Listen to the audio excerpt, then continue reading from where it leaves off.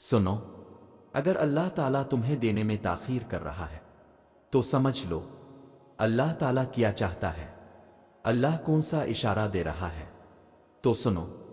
اگر تم چاہتے ہو کہ سکون تمہارے قریب ہو جائے تو تم اللہ کے قریب چلے جاؤ اور توکل رکھو، تمہاری ہر مراد، ہر فریاد کا جواب ضرور آئے گا اور تمہارے حق میں آئے گا۔ وہ جب تمہیں خود تک لے آتا ہے تو تمہیں تم تک بھی لے آتا ہے۔ وہ آداب دعا انہی کو سکھاتا ہے جن کے مقدر میں قبولیت لکھ دیتا ہے، اور جب وہ معجزے کرتا ہے تو ان معجزوں کی شدت کو بہرا بھی سن سکتا ہے اور اندھا بھی دیکھ سکتا ہے۔ ایسا کوئی کام نہیں جو تیرے رب کے لیے ناممکن ہے، اور یاد رکھو تمہاری مستقل دعائیں ہی ناممکن کی قبولیت کو ممکن بناتی ہے۔ تمہارا یقین ہی تم پر وہ دروازے کھولتا ہے جن کو کھولنا کائنات کی کسی شے کے بس میں نہیں ہوتا۔ تمہارا صبر ہی تمہیں معجزوں سے ملواتا ہے، اور کن سے فی قوم تک ہر ادھوری کہانی مکمل ہو جاتی ہے۔ وہ جس کو جتنا زیادہ آزماتا ہے پھر اس کو اتنا ہی زیادہ نوازتا بھی ہے۔ کبھی جو شیطان دل میں خیال ڈالے کہ وہ ہمیشہ تمہیں ہی کیوں مشکل میں ڈالتا ہے تو اس مردود کو ڈانٹ کر بھگا دو کہ بھلا جس سے محبت ہو، ہم بلندی پر بھی اسے ہی دیکھنا چاہتے ہیں تو کیا بلندی ہر کسی کو مل جاتی ہے۔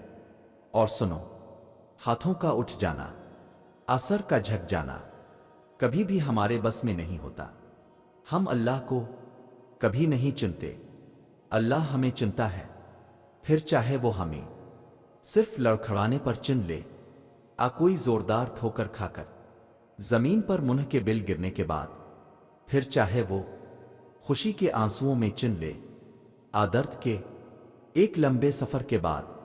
فرق اس چیز سے نہیں پڑتا کہ وہ کیسے چنتا ہے، لیکن یہ ضروری ہے کہ وہ چن لے، کیونکہ ان سے بہتر کبھی کوئی نہیں ہو سکتا جو اللہ کو پسند آ جائیں، جنہیں لاکھوں مایوس لوگوں میں سے ان کے دل میں صرف ایک خیال ڈال کر چنا جاتا ہے، امید کا خیال، قبولیت کا خیال، اور اس رب پر یقین کا خیال۔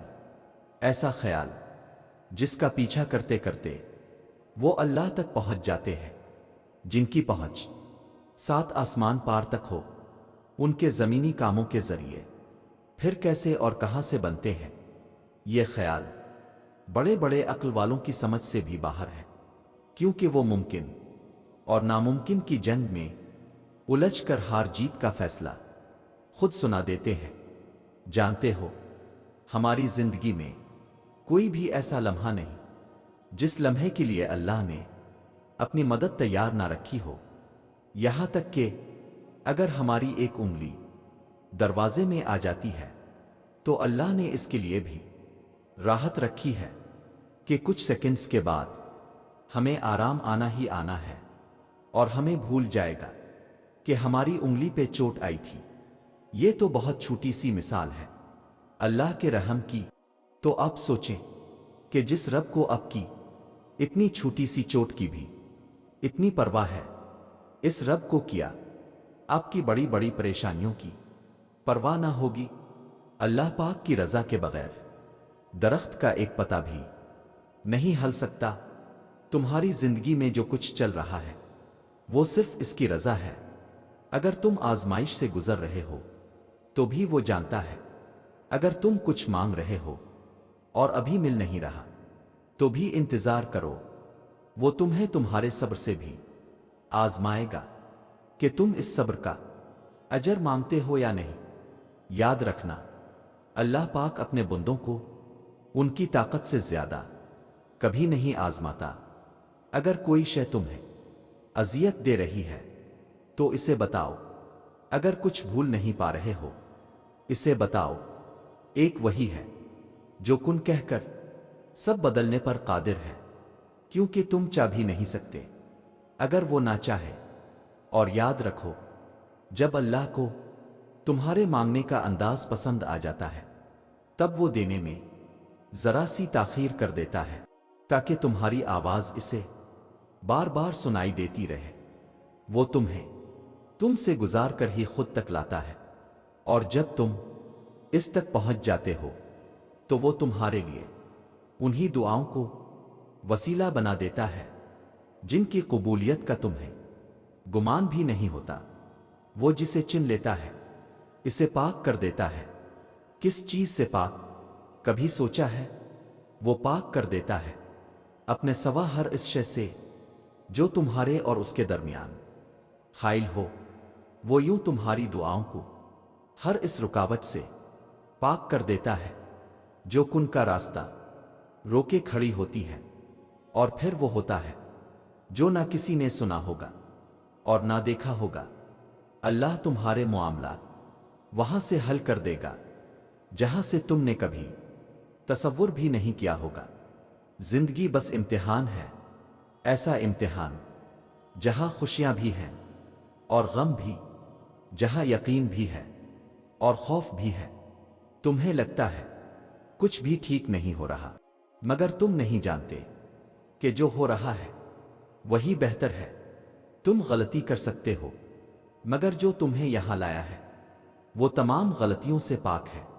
اگر اس نے تم سے بہت کچھ لیا ہے تو بہت کچھ ایسا بھی دیا ہے جس کے تم قابل نہیں تھے۔ وہ تمہیں ایسی مشکل گھڑی جہاں تمہیں سب کچھ ناممکن نظر آتا ہے لاتا ہی اس لیے ہے تاکہ تم جان سکو کہ سب کچھ نصیب وقت نہیں ہوتا۔